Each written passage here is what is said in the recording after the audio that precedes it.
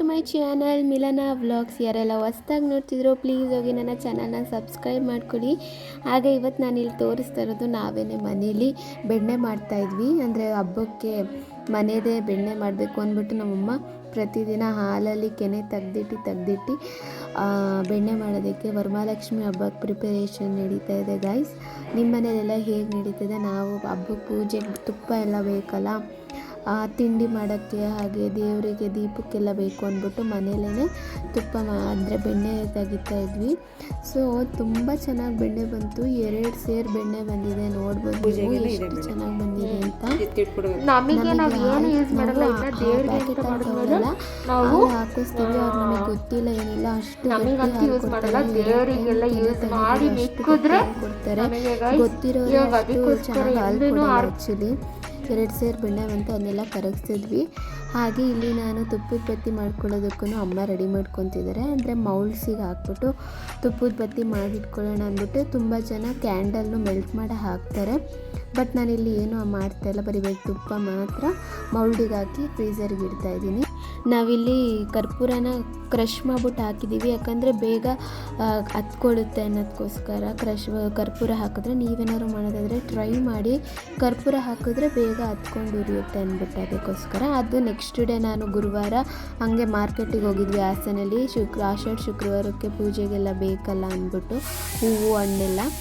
ಆಮೇಲಿಂದ ನಾನು ಮೈಸೂರಿಗೆ ಬಂದೆ ಗೈಸ್, ಚಾಮುಂಡಿ ಬೆಟ್ಟಕ್ಕೆ ಹೋಗೋಣ ಅಂದ್ಬಿಟ್ಟು. ಸೊ ಇದು ಮೈಸೂರಲ್ಲಿ ವ್ಲಾಗ್ ಕಂಟಿನ್ಯೂ ಮಾಡ್ತೀನಿ. ನಾನು ಗುರುವಾರನೇ ಬಂದೆ, ಬಿಕಾಸ್ ಶುಕ್ರವಾರ ಬರೋಕ್ಕಾಗಲ್ಲ ಬೇಗನೆ ಅಂದ್ಬಿಟ್ಟು ಗುರುವಾರನೇ ಹಾಸನಿಂದ ಹೊರಟು ಬಂದೆ. ನಾನು ಒಬ್ಬಳೇ ಬಂದೆ. ಸೊ ಈಗ ನಾವು ದೇವಸ್ಥಾನಕ್ಕೆ ಹೋಗ್ತಾ ಇದ್ವಿ.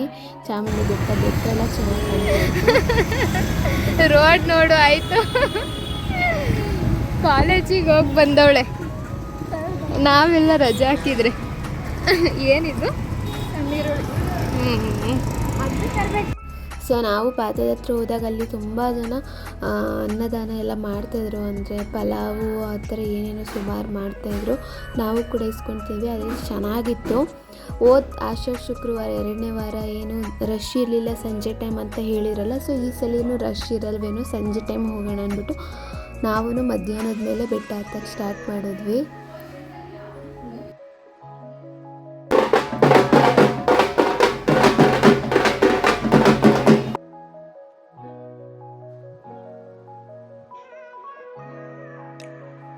ಆ್ಯಕ್ಚುಲಿ ನಾವು ಕುಂಕುಮ ಇಟ್ಕೊಂಡು ಹಚ್ಚೋಣ ಅಂದ್ಕೊಂಡಿದ್ವಿ.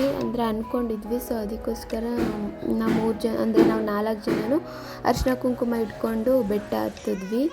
ಸೊ ಪಾದದ ಹತ್ರದಿಂದ ಸ್ಟಾರ್ಟ್ ಮಾಡಿ ಮೇಲ್ಗಡೆವರೆಗೂ ಅರಿಶಿನ ಕುಂಕುಮ ಹಚ್ಕೊಂಡು ಮೆಟ್ಲು ಹತ್ತಿದ್ವಿ. ಆ್ಯಕ್ಚುಲಿ ಸ್ಟಾರ್ಟಿಂಗ್ ಹತ್ಬೇಕಾದ್ರೆ ಏನು ಮಳೆ ಇರಲಿಲ್ಲ, ಏನೂ ಇಲ್ಲ. ಒಂದು ಸ್ವಲ್ಪ ಮೆಟ್ಲು ಹತ್ತುತ್ತಿದ್ದಂಗೆ ಮಳೆ ಸ್ಟಾರ್ಟ್ ಆಯಿತು, ಸೋನೆ ಥರ. ಅಂದರೆ ಮಳೆ ಬೇರೆ ಸ್ಟಾರ್ಟ್ ಆಯಿತಾ, ಭಯ ಆಗ್ತಿತ್ತು ನಮಗೆ. ಎಲ್ಲಿ ಜೋರಾಗಿ ಮಳೆ ಬಂದರೆ ಇದು ಮೆಟ್ಲಿಗೆ ಬೇರೆ ಕುಂಕುಮ ಎಲ್ಲ ಇಟ್ಕೊಂಡು ಹತ್ತುತ್ತೀವಿ ಅಂದ್ಕೊಬಿಟ್ಟಿದ್ದೀವಿ. ಅರ್ಧಕ್ಕೆ ನಿಲ್ಲಿಸ್ದಂಗೆ ಆಗುತ್ತಲ್ಲ, ಏನಪ್ಪ ಮಾಡೋದಂತ ಫುಲ್ ಭಯ ಆಗ್ತಿತ್ತು. ಆಮೇಲೆ ಹೆಂಗೋ ನಿಂತ್ಕೊಂತು. ಜಾಸ್ತಿ ಜೋರಾಗಿ ಮಳೆ ಬರಲಿಲ್ಲ, ಬರೀ ಸೋನೆ. ಎಷ್ಟು ಹೊಟ್ಟೆಲ್ಲ ನೋವು ಬಂದ್ಬಿಡ್ತು ಆ್ಯಕ್ಚುಲಿ. ಮೆಟ್ಲಿಗೆ ಕುಂಕುಮ ಇಟ್ಕೊಂಡು ಹತ್ತೋದು. ಸೊ ಹೊಟ್ಟೆಲ್ಲ ನೋವ್ತಾಯಿತ್ತು. ನಂದಿವರೆಗೆ ಬರೋವರೆಗೆ ಕಷ್ಟ ಆಯಿತು. ಆಮೇಲಿಂದ ಏನಿಲ್ಲ, ನಂದಿವರೆಗೆ ಮಾಮೂಲಿ ಬೆಟ್ಟ ಹತ್ತುತ್ತೀನಿ ಅಂದರು. ನಂದಿವರೆಗೆ ಬಂದರೆ ಸಾಕು, ಅಲ್ಲಿಂದ ಏನು ಅಷ್ಟು ಅನಿಸಲ್ಲ. ಇವಾಗ ನಂದಿ ಹತ್ರ ಇದ್ದೀವಿ. ಸಿಸ್ಟಾಗೋದು ನನಗೆ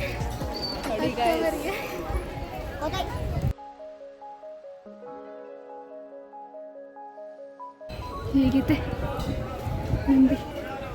ಇಲ್ಲಿವರೆಗೆ ಬಂದರೆ ಮುಂದೆ ಫುಲ್ ಈಸಿ. ಇಲ್ಲಿವರೆಗೆ ಹತ್ತದೇ ಇರೋದು ಹೊಟ್ಟೆ ಹೋಗ್ತಾ ಇರುತ್ತೆ. ಈಗ ಈಸಿ ಫುಲ್. ನಂದಿಯವ್ರಿಗೆ ಹತ್ತಿದ ಮೇಲೆ ಇನ್ನೇನು ಮತ್ತೆ ಕಷ್ಟ ಆಗಲಿಲ್ಲ. ಅಂದರೆ ಬಗ್ಗಿ ಅರಿಶಿನ ಕುಂಕುಮ ಇಡ್ತಿರ್ತೀವಲ್ಲ, ಸೊ ಬಗ್ದಾಗ ಏನು ಅನಿಸಲ್ಲ. ಹಿಂಗೆ ಸಡನ್ನಾಗಿ ಎದ್ದು ನಿಂತ್ಕೊಂಡ್ರೆ ಸ್ವಲ್ಪ ತಡಿ ಸುಧಾರಿಸ್ಕೊಳ್ಳೋಣ ಅಂದ್ಬಿಟ್ಟು ಎದ್ದು ನಿಂತ್ಕೊಂಡ್ರೆ ಹೊಟ್ಟೆ ನೋವು ಬಂದಂಗೆ ಆಗ್ತಿತ್ತು. ಆದರೂ ಫೈನಲಿ ಕಂಪ್ಲೀಟ್ ಮಾಡಿದ್ವಿ. ಸ್ವಲ್ಪ ಜಾರ್ತಾ ಇತ್ತು, ಅಂದರೆ ಕುಂಕುಮ ಎಷ್ಟೊಂದು ಜನ ಹತ್ತಿರ್ತಾರೆ. ಮಳೆ ಬೇರೆ ಸೋನೆ ಬಂದಿತ್ತಲ್ಲ, ನೆಂದಿತ್ತು ನೆಲ ಎಲ್ಲ. ಸೊ ಹಾಗಾಗಿ ಸ್ವಲ್ಪ ಜಾರ್ತಿತ್ತು. ನೋಡ್ಕೊಂಡು ನಿಧಾನಕ್ಕೆ ಹತ್ತಿದ್ವಿ.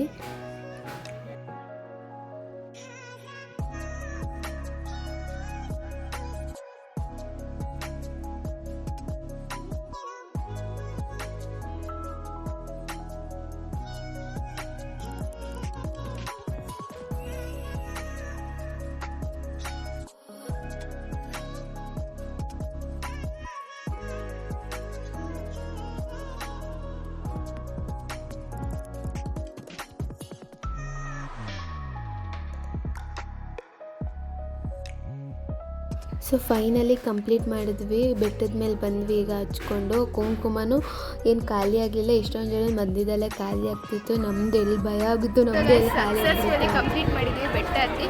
ಈಗ ಸ್ವಲ್ಪ ಕೈ ಕಾಲೆಲ್ಲ ತೊಳ್ಕೊಬೇಕು ಅಂತ ವಾಶ್ರೂಮ್ ಹತ್ರ ಹೋಗ್ತಾ ಇದ್ದೀವಿ.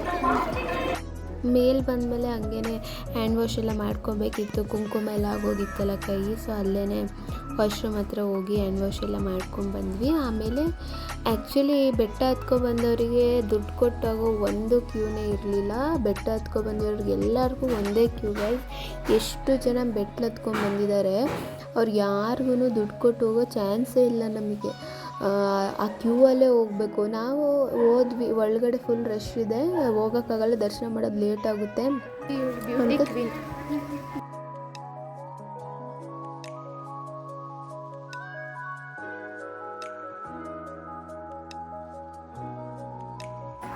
ಎಷ್ಟು ಹೊಳಿತಿದ್ದಾಳೆ ನೋಡಿ, ನಾಚ್ಕೊಂಡು ಹಂಗೆ ಮುಖ ಆ ಕಡೆ ತಿರ್ಸ್ಕೊಂತಿದ್ದಾಳೆ.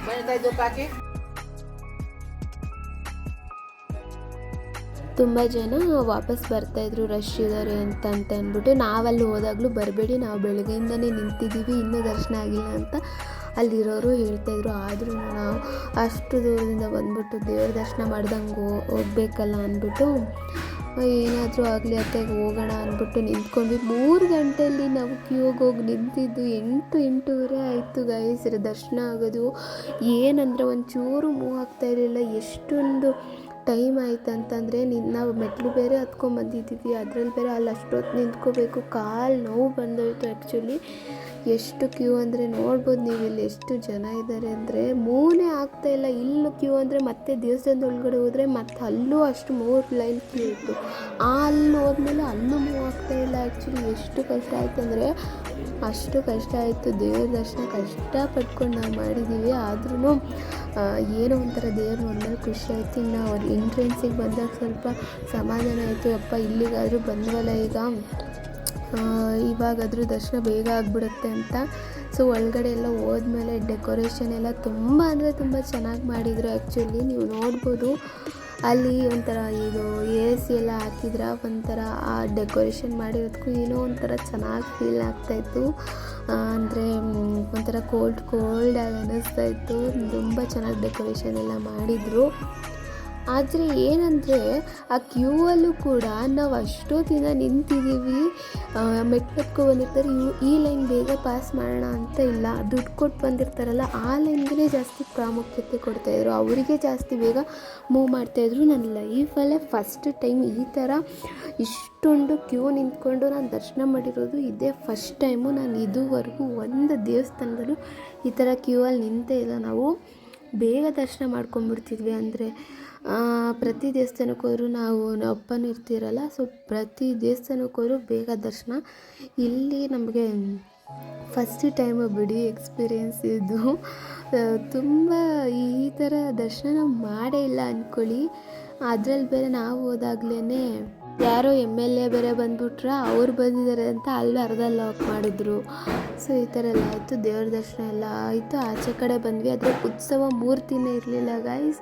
ಆನೆ ಮೇಲೆ ಕೂರಿಸಿದ್ದಾರೆ, ಚೆನ್ನಾಗಿರುತ್ತೆ ನೋಡೋಕ್ಕೆ ಅಂತೇಳಿ ಎಕ್ಸೈಟ್ಮೆಂಟ್ ಇತ್ತು. ಬಟ್ ಅವರು ಆವಾಗ ಅದನ್ನ ಉತ್ಸವಕ್ಕೆ ತೊಗೊಂಡೋಗ್ಬಿಟ್ಟಿದ್ರು. ಆಮೇಲೆ ಬೇರೆದು ಇಟ್ಟಿರು ಚಿಕ್ಕದು, ಆದರೆ ಅದು ನೋಡೋಕ್ಕೆ ಆಗಲಿಲ್ಲ ನಮಗೆ. ಇನ್ನೇನು ಮಾಡೋದು, ನೋಡೋಕ್ಕಾಗಲಿಲ್ಲ. ಒಳಗಡೆ ಗರ್ಭಗುಡಿ ದೇವ್ರನ್ನಾದರೂ ನೋಡಿದ್ವಲ್ಲ ಅಂದ್ಕೊಂಡ್ವಿ. ಆ್ಯಕ್ಚುಲಿ ನಾವು ಹೋಗೋ ಟೈಮಿಗೆ ದೇವ್ರದ್ದು ಅಭಿಷೇಕ ಎಲ್ಲ ಮಾಡೋಕ್ಕೆ ಸ್ಟಾರ್ಟ್ ಮಾಡಿಬಿಟ್ಟಿದ್ರು. ಅದು ಬೇರೆ ಗರ್ಭಗುಡಿ ದೇವ್ರದ್ದು ಎಲ್ಲಿ ದರ್ಶನ ಆಗಲ್ವೋ ಅನ್ನೋ ಭಯ ಇತ್ತು. ಆಮೇಲೆ ಅದು ಹೆಂಗೋ ದರ್ಶನ ಆಯಿತು, 8 ಗಂಟೆಗೆ ದರ್ಶನ ಆಯಿತು. ಹೊರಗಡೆ ಬರೋವ್ರಿಗೆ 8:30 ಏನೋ ಆಯಿತು. ಆಮೇಲೆ ಅಲ್ಲೇ ಕಾರ್ನ್ ಎಲ್ಲ ತೊಗೊಂಡ್ವಿ, ತಿನ್ನೋಕ್ಕೂ ಟೈಮ್ ಇಲ್ಲ ನಮಗೆ. ಮೆಟ್ಲು ಇಳ್ಕೊಂಡು ತೊಗೊಂಡ್ವಿ. ಮೆಟ್ಲು ಇಳ್ಕೊಂಡೇ ಒಂದೇ ಬೇಗ ಇಳಿಬೇಕಿತ್ತು. ಯಾಕಂದರೆ ಮೆಟ್ಲು ಇಳಿಬೇಕಂದ್ರೆ ಯಾರು ಅಷ್ಟು ಜನ ಇರಲ್ವಲ್ಲ.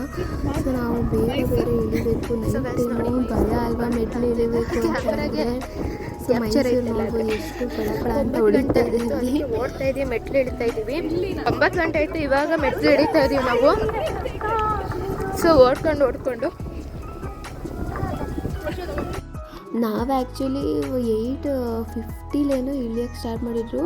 ಬಟ್ 20 ಮಿನಿಟ್ಸ್ ಅಷ್ಟರಲ್ಲೇ ನಾವು ಮೆಟ್ಲು ಇಳಿದು ಬಿಟ್ವಿ. ಬೇಗ ಅಂದರೆ ನಾವು ಟೈಮೇ ತಗೊಳ್ಳಿಲ್ಲ ಗೈಸ್, 1 ಸೆಕೆಂಡೂ ನಾವು ರೆಸ್ಟೇ ತಗೊಂಡಿಲ್ಲ.